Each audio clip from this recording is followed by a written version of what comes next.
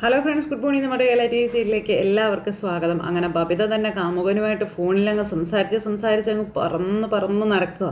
അപ്പോഴാണ് അലീന ഇതെല്ലാം കേൾക്കുകയും കാണുകയും ഒക്കെ ചെയ്യുന്നത്. അങ്ങനെ ടൂറ് പോകാനൊക്കെ ആശാത്തി പ്ലാൻ ചെയ്ത് ഇങ്ങനെ ഫോണും വിളിച്ച് നോക്കുമ്പോൾ കാണുന്നത് അലീനയാണെങ്കിലോ ഞാനൊന്നും അറിഞ്ഞില്ലേ രാമനാരായണ എന്നുള്ള രീതിയിൽ ഇങ്ങനെ ഇറങ്ങി വരുന്നു. സ്റ്റെയറിൽ നിന്ന് ബബിതയെ നോക്കുന്നു. ബബിത അത് കണ്ടു കഴിഞ്ഞപ്പോഴത്തേക്കും ബബിതയുടെ ചങ്കൊന്നു കത്തി, തമ്പുരാനേ എന്നും പറഞ്ഞു. അലീന എന്നിട്ട് ഇങ്ങനെ ഒരു നോക്കി ചിരിച്ചിട്ട് അങ്ങ് ഇറങ്ങി പോകും. അപ്പോഴത്തേക്കും ബബിതയ്ക്ക് ടെൻഷനായി. ബബിത എന്നിട്ട് എന്ത് ചെയ്തു, ഈ അലീനയുടെ പിന്നാലെ ചെല്ലുക. നീ എപ്പോഴാണ് ഇവിടെ വന്നേ എന്നും ചോദിച്ചു. ഞാനിവിടെ വന്നത് എപ്പോഴാണെന്ന് ബബിത മോൾക്ക് അറിയില്ലേ എന്ന് ചോദിച്ചു. ഞാൻ അതല്ല ചോദിച്ചത്, നീ ടെറസിൽ എപ്പോഴാണ് വന്നത്? ഞാൻ തുണി എടുക്കാനായിട്ട് വന്നതാ. ഞാൻ ഫോണിൽ സംസാരിച്ചതല്ലോ നീ കേട്ടോ എന്ന് ചോദിക്കുമ്പം, അങ്ങനെ മറ്റൊരാൾ ഫോണിൽ വിളിക്കുന്നത് ഒളിഞ്ഞു നിന്ന് കേൾക്കുന്ന ശീലം എനിക്കില്ല എന്ന് അലീന പറയാം. നീ കൂടുതലും നല്ല വിളി ചമയാനൊന്നും നോക്കണ്ട, നിന്നോട് ഞാൻ ചോദിച്ചതിന് മറുപടി പറയാൻ പറഞ്ഞു. അന്നേരം അലീന പറഞ്ഞു ഞാൻ കേട്ടു എന്ന് പറഞ്ഞു.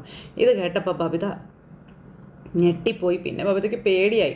അപ്പോൾ ബബിത എന്നിട്ട് അലീനയോട് നീ ഇതൊന്നും ആരോടും പറയരുത് എന്നൊക്കെ പറഞ്ഞ് ഭയങ്കര ഡയലോഗുകളും കാര്യങ്ങളും ഇറക്കി കഴിഞ്ഞപ്പോഴത്തേക്കും, മോളെ നിൻ്റെ അച്ഛനാണ് വയ്യാതെ ഹോസ്പിറ്റലിൽ കിടക്കുന്നത്, ആ സമയത്ത് നീ ഇങ്ങനെയൊക്കെ ചെയ്യരുത്, ഒരിക്കലും ചതിക്കുഴികളിലൊന്നും പോയി വീഴരുതെന്നൊക്കെ പറഞ്ഞ് അലീന ഇങ്ങനെ ഉപദേശിക്കുക. അന്നേരം കൂടുതൽ നീ എന്നെ മര്യാദ പഠിപ്പിക്കാൻ വരണ്ട, നീ നിൻ്റെ കാര്യം നോക്കി നിന്നാൽ മതിയെന്ന് ഈ ബബിത അലീനയോട് പറയുവാണ്. അലീന ഉപദേശിക്കാനൊക്കെ നോക്കി, പക്ഷെ അഹങ്കാരത്തിന് കയ്യും കാലും വെച്ച ആളായതുകൊണ്ട് പിന്നെ കൂടുതലൊന്നും പറഞ്ഞിട്ട് കാര്യമില്ലല്ലോ. അലീന അങ്ങ് പോവുകയും ചെയ്തു. ഇവക്കാണെങ്കിൽ ടെൻഷൻ, ഇവളെങ്ങാനും ചെന്ന് അമ്മയോടെങ്ങാനും പറഞ്ഞു കൊടുക്കുമോ എന്നൊക്കെയുള്ളൊരു പേടി. പിന്നെ അമ്മയോട് പറഞ്ഞു കൊടുത്താൽ അമ്മ വിശ്വസിക്കില്ല എന്നുള്ളൊരിത് വേറെ. അങ്ങനെ ബബിത ഒന്ന് പേടിച്ച് പറിച്ച് അവിടെ അങ്ങനെ നിൽക്കുക. തനിക്കിട്ട് അലീന പണി തരുമോ എന്നുള്ളൊരു പേടിയിൽ.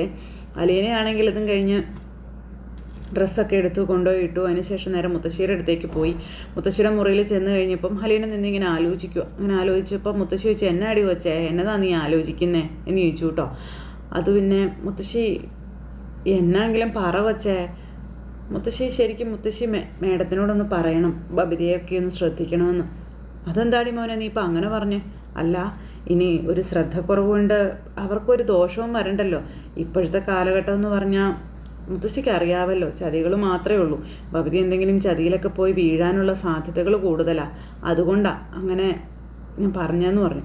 അങ്ങനെ നീ പറയണമെങ്കിൽ എന്തെങ്കിലും കാരണം ഉണ്ടാവുമല്ലോ, എന്നതാ കാരണമെന്ന് ചോദിച്ചു മുത്തശ്ശി. അപ്പോൾ അലീന മുത്തശ്ശിയോട് ബബിതയ്ക്ക് ഇങ്ങനെ ഉണ്ടെന്നാ തോന്നണ കാര്യങ്ങളെല്ലാം പറഞ്ഞു. ഇതൊക്കെ കേട്ടപ്പോൾ എൻ്റെ ദൈവമേ, ഇവളിത് മറ്റുള്ളവരെ തോൽപ്പിക്കാൻ വേണ്ടി നടന്നിട്ട് സ്വന്തം മകളുടെ കാര്യം നോക്കാനൊന്നും നമുക്ക് നേരമില്ലല്ലോ.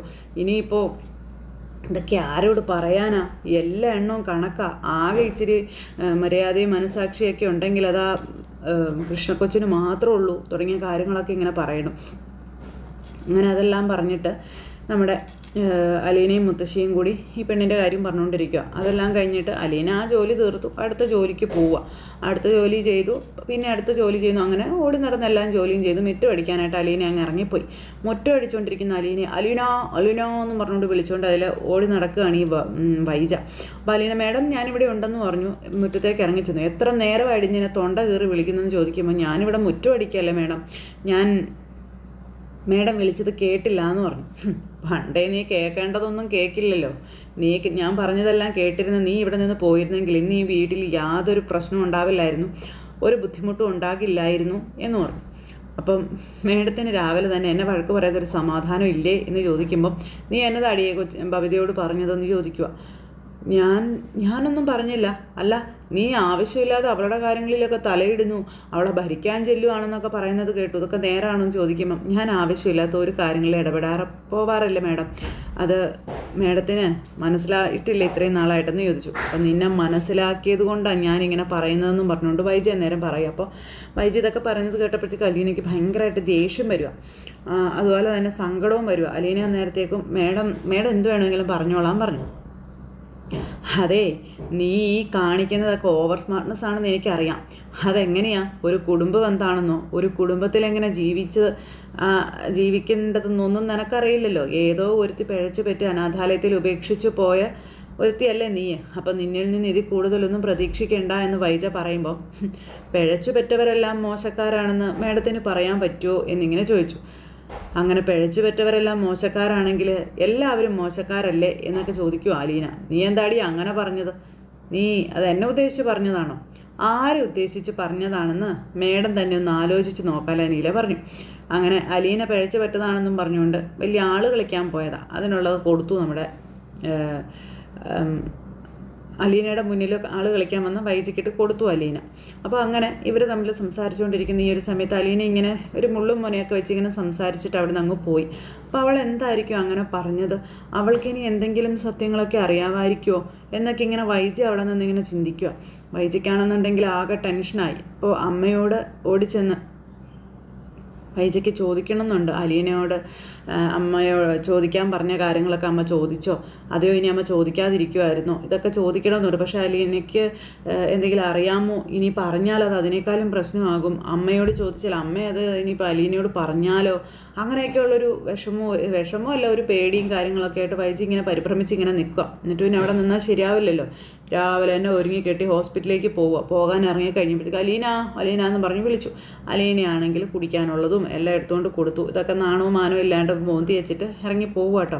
അപ്പോൾ മേഡം എങ്ങോട്ട് പോവാന്ന് ചോദിക്കുമ്പം അയ്യോ എല്ലാം ഇവിടത്തേക്ക് പറഞ്ഞ് കേൾപ്പിച്ചിട്ട് അടിയൻ ഇവിടുന്ന് ഇറങ്ങാൻ പറ്റുള്ളൂ എന്നൊക്കെ ചോദിച്ചുകൊണ്ട് അതിനോട് ചൂടാവുക. അല്ല മേഡം എവിടെ പോയെന്ന് ഇവിടെ പിള്ളേർ ചോദിച്ചാൽ പറയണമല്ലോ എന്ന് വിചാരിച്ച, എൻ്റെ പിള്ളേരോട് നീ ഒന്നും പറയണ്ട, എൻ്റെ പിള്ളേരോട് പറയാൻ എനിക്കറിയാമെന്നും പറഞ്ഞ് വൈജി അവിടെ നിന്ന് ഇറങ്ങിപ്പോയി. വൈജി അങ്ങ് ഇറങ്ങിപ്പോയി കഴിഞ്ഞപ്പം അലീന ഇങ്ങനെ അവിടെ മുത്തശ്ശിക്ക് ഫുഡൊക്കെ കൊടുത്തിട്ട് ഇങ്ങനെ വരും. അപ്പോഴത്തേക്കും കൃഷ്ണ അങ്ങോട്ടേക്ക് വന്നു. കൃഷ്ണ വന്നിട്ട് അമ്മ എവിടെ പോയതാണെന്ന് ചോദിച്ചു.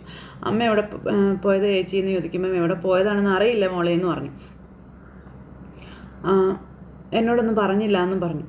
മോളൊരു കാര്യം ചെയ്യ്, അമ്മയൊന്ന് വിളിച്ച് നോക്ക്. അമ്മ ഇനി ഹോസ്പിറ്റലിലാണോ ഓഫീസിലാണോ എന്ന് അറിയില്ലല്ലോ, എനിക്കൊന്ന് അച്ഛനെ കാണാൻ പോവണമായിരുന്നു, അമ്മ അവിടെ ഉണ്ടായിരുന്നെങ്കിൽ മോളൊന്ന് വിളിച്ചു നോക്കാൻ പറഞ്ഞു. അങ്ങനെ അലീന പറഞ്ഞതനുസരിച്ച് കൃഷ്ണ ഫോൺ എടുത്ത് വൈജയുടെ നമ്പറിലേക്ക് വിളിക്കുക. ഹലോ അമ്മ ഇതെവിടെയാ? ഞാൻ ഹോസ്പിറ്റലിൽ. അച്ഛനെങ്ങനെയുണ്ടെന്ന് ചോദിച്ചു. അപ്പോൾ ഇതുവരെ അകത്തേക്ക് കയറിയില്ല എന്നും പറഞ്ഞിങ്ങനെ പറയാം. അന്നേരം അമ്മ ഇതുവരെ അച്ഛനെ കണ്ടില്ലേ? ഇല്ല കണ്ടില്ല, എനിക്ക് അച്ഛനെ കാണാനൊന്ന് വരണം എന്നുണ്ടായിരുന്നു എന്ന് പറഞ്ഞു ഹോസ്പിറ്റലിലേക്ക്. നീ എങ്ങനെ തന്നെ അവിടെ നിന്ന് ഇത്രയും ദൂരം വരുന്നേ? അങ്ങനെ തന്നെ വരാൻ പറ്റുമോ?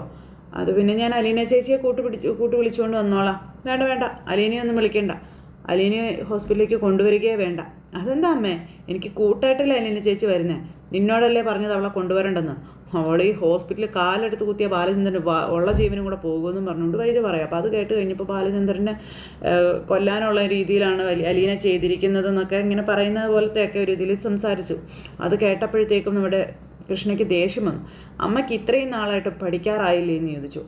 അമ്മ എൻ്റെ കാര്യം നോക്കണം, ഞാൻ എങ്ങനെയും വന്നോളാം എന്ന് പറഞ്ഞുകൊണ്ട് കൃഷ്ണ ഫോണങ്ങ് കട്ട് ചെയ്തു. അത് കഴിഞ്ഞപ്പോൾ അലീന തൊട്ടരികിൽ നിൽക്കുക. എന്താ മേഡം പറഞ്ഞതെന്ന് ചോദിച്ചു. അപ്പോൾ അലീന ചേച്ചിയും കൊണ്ട് അങ്ങോട്ട് ചെല്ലണ്ടെന്നാണ് പറഞ്ഞതെന്ന് പറയുമ്പോൾ മേഡം അതേ പറയുള്ളൂ എന്ന് എനിക്കറിയായിരുന്നു എന്ന് അലീന പറയാം. നിങ്ങൾ തമ്മിൽ എന്താ കീരിയും പാമ്പുമാണോ എന്ന് കൊച്ചു ചോദിക്കുമ്പോൾ ഞാൻ കീരിയല്ല പാമ്പും അല്ല, പക്ഷേ മേഡത്തിന് എന്നോട് എന്തോ ദേഷ്യമുണ്ട്, മേഡത്തിൻ്റെ ഉള്ളിൽ നിറയെ എന്നോടുള്ള കലിയ, അതിൻ്റെ കാരണം എന്താണെന്നൊന്നും എനിക്കറിയില്ല എന്നും പറഞ്ഞുകൊണ്ട് ഇങ്ങനെ പറയുമ്പോൾ സാരമില്ല, അമ്മയുടെ ഒരു സ്വഭാവത്തിൻ്റെ അത്. അമ്മയ്ക്ക് ഇന്നോരോടൊന്നുമില്ല, എല്ലാവരോടും അമ്മ ഒരുപോലെയാണ്. അമ്മ സ്നേഹത്തോടെ ആരോടും സംസാരിക്കുന്നത് ഞാനിതുവരെ കണ്ടിട്ടോ കേട്ടിട്ടോ ഇല്ല എന്ന് കൃഷ്ണ അന്നേരം അലീനയോട് പറഞ്ഞു. അപ്പോൾ അലീനയോട് ഇത് പറയുന്നത് കേട്ടപ്പോൾ അലീന ഒന്ന് ചിരിച്ചു. മേഡത്തിൻ്റെ ഉള്ളിൽ സങ്കടം കൊണ്ടായിരിക്കും എന്ന് പറഞ്ഞു. പിന്നെ സങ്കടം, അച്ഛനെ അടുത്ത ദിവസമല്ലേ ഹോസ്പിറ്റലായത്, എനിക്ക് ഓർമ്മ വെച്ച കാലം മുതൽ അമ്മ എങ്ങനെയാണ്, അമ്മ ആരോടും സംസാരിക്കില്ല സ്നേഹത്തോടെ, അമ്മ എപ്പോഴും ഇങ്ങനെ അച്ഛനെയും ഞങ്ങളെയൊക്കെ ഇറിറ്റേറ്റ് ചെയ്തുകൊണ്ടിരിക്കുകയുള്ളൂ എന്നൊക്കെ പറഞ്ഞുകൊണ്ട് കൃഷ്ണ ഇങ്ങനെ പറഞ്ഞു. എന്നാലും ഞാനൊന്ന് പോയിട്ട് വരാമെന്ന് പറഞ്ഞു. അങ്ങനെ മോളെങ്ങനെ പോകുമെന്ന് ചോദിച്ചപ്പം ഞാൻ മനുവേട്ടനെ എങ്ങനെ വിളിച്ച് നോക്കട്ടെ എന്നൊക്കെ പറയും കേട്ടോ. അതിനുശേഷം കുറച്ച് കഴിഞ്ഞപ്പോഴത്തേക്കും പിന്നെ കൃഷ്ണ ഹോസ്പിറ്റലിലേക്ക് എത്തി കഴിഞ്ഞപ്പോൾ വൈജ ഇങ്ങനെ എന്നാ പറയുന്നത്, ഒരു കാവൽക്കാരിയെപ്പോലെ ഇങ്ങനെ പുറത്ത് നിൽപ്പുണ്ട്. ആ സമയത്ത് മോള് ചെന്നു, അമ്മ അച്ഛനെ കണ്ടോയെന്ന് ചോദിച്ചു. ഇല്ല, ഞാനിതുവരെ കണ്ടില്ല, ബാലൻ്റെ അടുത്തേക്ക് കയറി പോകാനായിട്ട് പറ്റിയില്ല എന്ന് പറയുക. അപ്പോൾ അതെന്താ പറ്റാത്ത, ഇതുവരെയായിട്ടും അച്ഛൻ ഓക്കെ ആയില്ലേ, അതാണോ അമ്മയെ അകത്തേക്ക് വിടാത്തതെന്ന് ചോദിച്ചു. എന്താണെന്ന് അറിയില്ല, ബാലചന്ദ്രൻ എന്നെ കാണണ്ടെന്നാണ് പറഞ്ഞതെന്ന കാര്യം പറയാം. മോളൊരു കാര്യം ചെയ്യുക, അച്ഛനോട് ചെന്നിട്ട് അമ്മയ്ക്ക് അച്ഛനെ കാണണമെന്ന് ഉണ്ടെന്നൊന്ന് പറയാൻ പറഞ്ഞു. ഞാൻ പറയുമ്പോൾ അച്ഛൻ എന്നോട് ദേഷ്യപ്പെടും അമ്മ, അങ്ങനെയൊന്നും ദേഷ്യപ്പെടില്ല എന്നും പറഞ്ഞു വൈജി ഇങ്ങനെ നിൽക്കുക. എന്നിട്ട് കൃഷ്ണ പിന്നെ പറഞ്ഞിട്ട് അകത്തേക്ക് കയറി ചെന്നു. കൃഷ്ണ അകത്തേക്ക് കയറി ചെന്നപ്പോൾ ബാലൻ ഇങ്ങനെ ചങ്കത്തൊക്കെ വെച്ച് ഇങ്ങനെ കിടക്കുക. അപ്പോഴേക്കും ഇത് കണ്ടപ്പോൾ കൃഷ്ണയ്ക്ക് ഭയങ്കര സങ്കടമായി. കൃഷ്ണ കരഞ്ഞു. മോളെന്തിനാ കരയുന്നതെന്ന് ബാലൻ അന്നേരം ചോദിക്കും കേട്ടോ. ബാലൻ ചോദിക്കും, അച്ഛൻ്റെ കിടപ്പ് കാണുമ്പോൾ എനിക്ക് സഹിക്കുന്നില്ല അച്ഛാന്നൊക്കെ കൊച്ചിങ്ങനെ പറഞ്ഞു. അപ്പോൾ അത് കേട്ട് കഴിഞ്ഞപ്പോഴത്തേക്ക് അച്ഛന് വേറെ ഒന്നും സംഭവിച്ചില്ലല്ലോ, മോള് വെറുതെ സങ്കടപ്പെടണ്ട എന്നൊക്കെ പറഞ്ഞുകൊണ്ട് ഇങ്ങനെ അച്ഛൻ മോളെ സമാധാനിപ്പിക്കുകയാണ്. അങ്ങനെ അച്ഛനും മോളും കൂടെ സംസാരിച്ചുകൊണ്ടിരിക്കുന്നു. അച്ഛൻ എന്തിനാ അച്ഛൻ മദ്യപിച്ചേ? അച്ഛൻ ആ സമയത്ത് അങ്ങനെയൊക്കെ കാണിച്ചപ്പോൾ അലീന ചേച്ചി അവിടെ ഇല്ലായിരുന്നെങ്കിൽ എന്താകുമായിരുന്നു അവസ്ഥ? അച്ഛൻ അത് ചിന്തിച്ചിട്ടുണ്ടോ എന്നൊക്കെ കൊച്ചിങ്ങനെ ചോദിക്കുമ്പോൾ അന്നേരം അച്ഛൻ അങ്ങനെ ചെയ്യണമെന്ന് തോന്നി, അച്ഛൻ അങ്ങനെ ചെയ്തു. അതിലിനിയിപ്പം മറ്റൊന്നും പറയേണ്ട കാര്യമില്ല, ഒന്നും സംഭവിച്ചില്ലല്ലോ മോളെ എന്നൊക്കെ ബാലൻ ഇങ്ങനെ കൊച്ചിനോട് പറഞ്ഞു. അങ്ങനെ ഇവർ തമ്മിൽ സംസാരിച്ചുകൊണ്ടിരിക്കുമ്പോൾ അമ്മ പുറത്തുണ്ട്, അമ്മയ്ക്ക് അച്ഛനെ കാണണമെന്നുണ്ടായിരുന്നു എന്നിങ്ങനെ പറയുക കൃഷ്ണ. എനിക്കൊരുത്തരെയും കാണണ്ട, ഞാൻ പറഞ്ഞിരുന്നല്ലോ അവളെ ഇങ്ങോട്ടേക്ക് കടത്തി വിടരുത്, എനിക്ക് അവളെ കാണണ്ടെന്ന്. അമ്മയ്ക്ക് ഭയങ്കര സങ്കടമുണ്ട് അച്ഛാ, അച്ഛനെ കാണാത്തത് കൊണ്ട്. അമ്മയുടെ ആ ഒരു സങ്കടം കാരണമാണ് ഞാൻ. എന്നാൽ നീ പോയി വിളിച്ചോണ്ട് വാ, അവളെ കാണട്ടെ, എൻ്റെ ഈ കിടപ്പ്, അവളെന്നെ കാണണം എന്നൊക്കെ പറഞ്ഞുകൊണ്ട് ചങ്കത്തുള്ളതെല്ലാം വലിച്ചു പറിക്കാനൊക്കെ ആയിട്ട് നോക്കി. അപ്പോഴത്തേക്കും അവിടെ ഉണ്ടായിരുന്ന സിസ്റ്റർ ഓടി വന്നു, ബാലനെ പിടിച്ചു മാറ്റി, കൈയൊക്കെ പിടിച്ചു വലിച്ചപ്പോഴത്തേക്കും ഡോക്ടർ എന്ന് പറഞ്ഞ് വിളിച്ചു. ഡോക്ടർ ഓടി കയറി അകത്തേക്ക് ചെന്നു. അപ്പോഴത്തേക്കും കൃഷ്ണയെ ഭയങ്കരമായിട്ട് കരയുക. എന്താ ബാലചന്ദ്രൻ നിങ്ങൾ ഈ കാണിക്കുന്നത്? ഇങ്ങനെയൊക്കെ ചെയ്യാൻ പാടുണ്ടോ? നിങ്ങളുടെ ബോഡി ഇപ്പോഴും ഓക്കെ ആയിട്ടില്ല, നിങ്ങൾ പിന്നെ എന്തിനാ ഇങ്ങനത്തെ പണിയൊക്കെ കാണിക്കുന്നത്? ഇങ്ങനെയൊന്നും ചെയ്താൽ അത് ശരിയാവില്ലെന്നൊക്കെ പറഞ്ഞുകൊണ്ട് ഡോക്ടർ ഇങ്ങനെ ബാലചന്ദ്രനെ പറയുക. അപ്പോൾ അങ്ങനെ ബാലനെ വഴക്കൊക്കെ പറഞ്ഞു. അതിനുശേഷം ബാലന് പറയാനുള്ളത് ഡോക്ടർമാരോടും പറഞ്ഞു. ഈ അകത്തെന്താ നടക്കുന്നതെന്നറിയാതെ പുറത്തുനിന്ന് വൈജയന്തി കിടന്ന് വെപ്രാളം കൂട്ടുക. ഡോക്ടർമാർ പോകുന്നു, അകത്തുനിന്ന് ശബ്ദം കേൾക്കുന്ന പോലെയൊക്കെ തോന്നുന്നു. വൈജയ്ക്കാണെങ്കിൽ ഒരു സമാധാനവും കിട്ടുന്നില്ല. വൈജയ ബാലനാണെങ്കിൽ കാണാൻ കൂട്ടാക്കുന്നില്ല, അങ്ങോട്ട് ക്ഷണിക്കുന്നില്ല, വിളിക്കുന്നില്ല. മൊത്തത്തിൽ പ്രശ്നമാണ്. വൈജയ എന്നിട്ട് എന്താ സംഭവം എന്നറിയാതെ കിടന്ന് ഇങ്ങനെ ഒരുക്കിക്കൊണ്ടിരിക്കുക കേട്ടോ. ഈ സമയത്ത് അലീന അവിടെ വീട്ടിലെ ജോലികളും കാര്യങ്ങളൊക്കെ ചെയ്ത് അലീന ഇങ്ങനെ മുത്തശ്ശിയൊക്കെ ആയിട്ട് അങ്ങനെ മുന്നോട്ട് പോകണം. ബബിതയാണെങ്കിൽ അലീനയെ കാണുമ്പോൾ വല്ലാത്തൊരു നോട്ടമൊക്കെ നോക്കിക്കൊണ്ട് ഇങ്ങനെ അവിടെ നിൽക്കുക പേടിച്ചിട്ടേ. അപ്പോൾ അങ്ങനെയൊക്കെ ഒരു സിറ്റുവേഷനും കാര്യങ്ങളൊക്കെ കൂട്ടിയിണക്കിക്കൊണ്ട് സൂപ്പർ എപ്പിസോഡായിട്ട് നമ്മുടെ കഥ വരുന്നുണ്ട്. അപ്പോൾ ആരും തന്നെ മിസ് ചെയ്ത് കളയാതെ എല്ലാവരും കാത്തിരുന്ന് കാണണം കേട്ടോ. എല്ലാവർക്കും നല്ലൊരു ദിവസം ആശംസിക്കുകയാണ്. എല്ലാവരും തരുന്ന സപ്പോർട്ടിനും സ്നേഹത്തിനും ഒത്തിരി നന്ദി ഹൃദയത്തിൻ്റെ ഭാഷയിൽ അറിയിക്കുന്നു. അടുത്ത സൂപ്പർ ഹിറ്റ് കഥയുമായി കാണുന്നത് വരെ എല്ലാവർക്കും നന്ദി. Take care, bye, Tata.